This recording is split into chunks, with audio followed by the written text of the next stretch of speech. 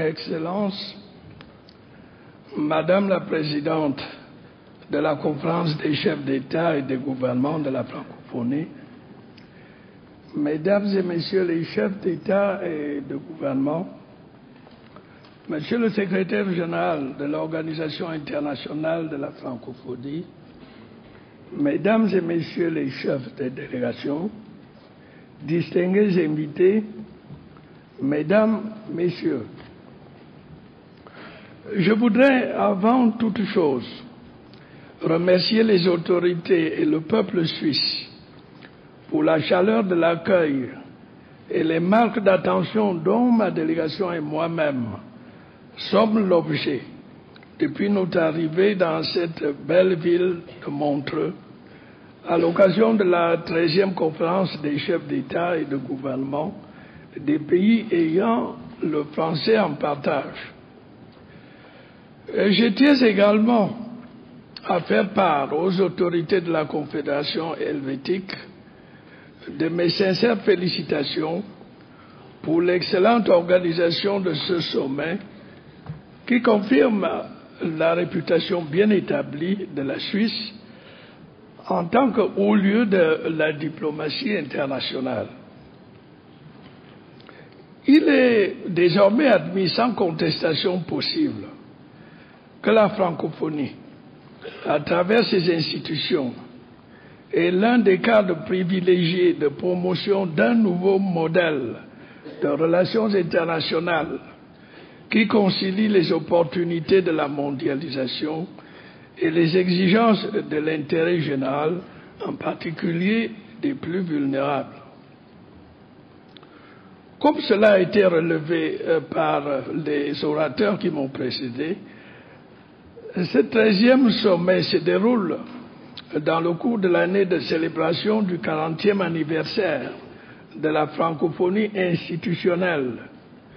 Un événement qui, doit-on le rappeler,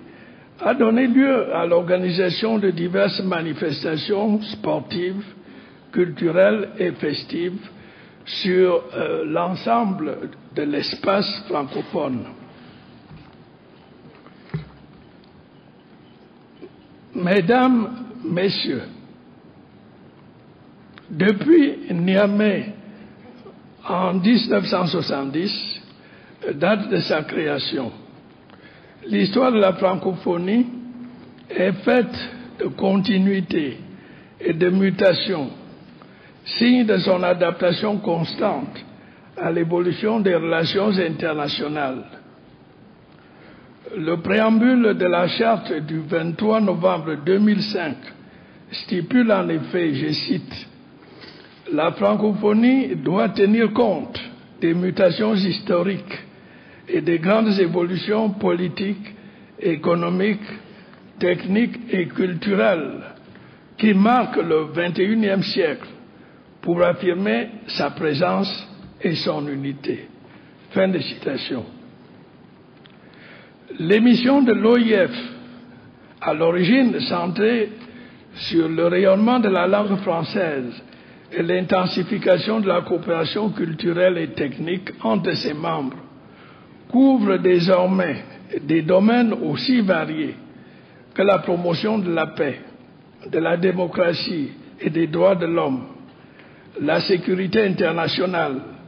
le développement économique durable, le sport et l'éducation, la protection de l'environnement, etc.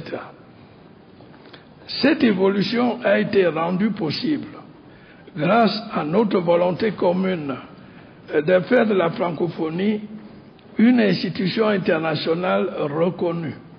un interlocuteur valable, un acteur incontournable des relations internationales contemporaines. C'est une vision voisine que j'ai développée lors de la conférence internationale de Yaoundé, Africa 21, organisée dans le cadre de la célébration des cinquantenaires de l'indépendance et de la réunification du Cameroun en mai dernier. Dans le contexte actuel de la mondialisation, disais-je, il n'y a pas d'autre véritable issue qu'une régulation de l'économie mondiale prenant en compte une nécessaire solidarité avec les plus démunis. Excellences, Mesdames, Messieurs, la francophonie ne saurait évidemment rester indifférente aux nouveaux défis auxquels je faisais allusion plus haut, en l'occurrence la crise alimentaire et le réchauffement climatique, phénomènes globaux qui n'épargnent personne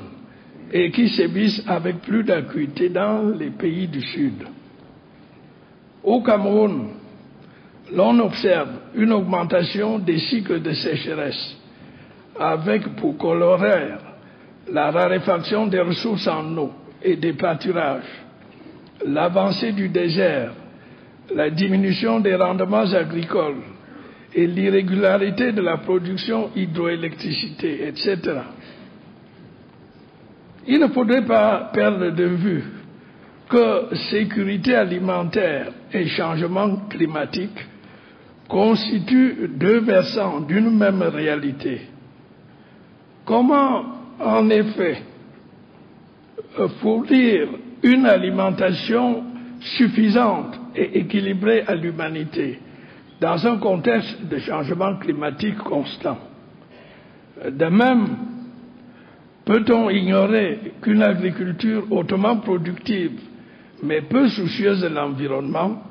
est l'une des principales causes du réchauffement de la planète? Pour sortir de ce cercle vicieux, il n'est d'autre solution qu'une politique responsable, axée sur le développement durable. Dans le cadre de la promotion du développement durable,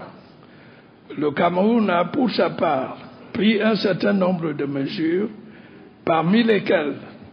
la création d'un observatoire national des changements climatiques, la relance de l'opération Sahel vert visant à contenir la progression du désert, l'adhésion au programme spécial pour la sécurité alimentaire de la FAO et la mise sur pied d'un programme national de sécurité alimentaire qui vise à réduire de moitié le nombre de personnes souffrant de la faim au Cameroun à l'horizon 2015. Au plan sous-régional,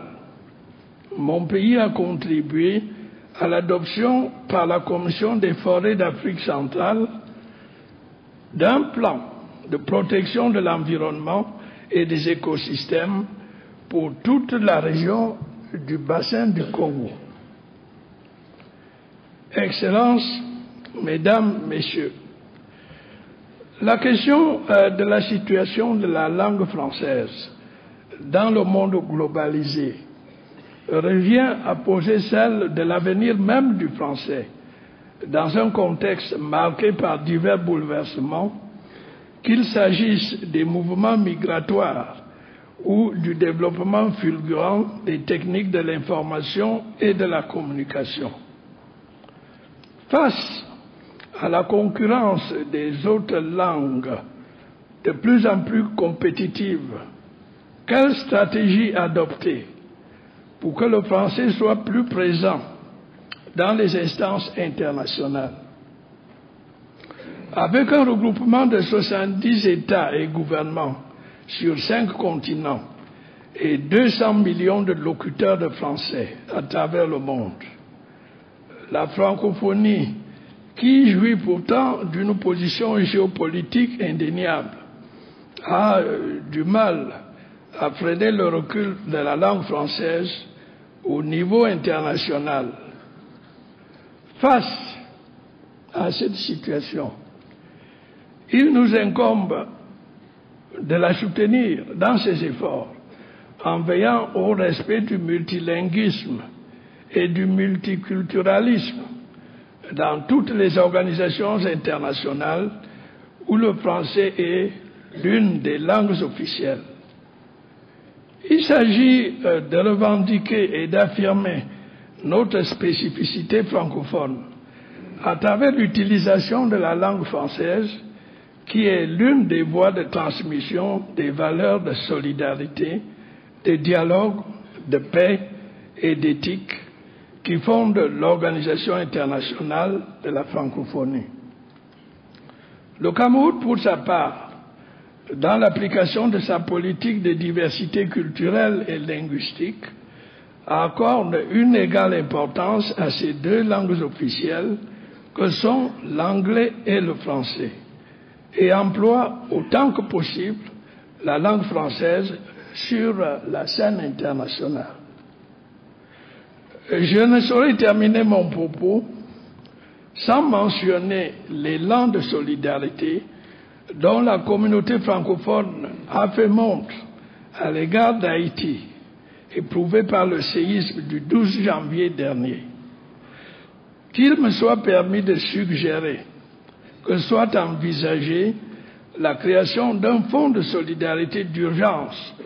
au sein de l'OIF afin de faire face aux éventuelles catastrophes d'ampleur considérable qui pourraient survenir dans l'espace francophone. Il y aurait là un bel exemple de cette solidarité active dont nous sommes tous, j'en suis sûr, des partisans convaincus. Je vous remercie de votre attention.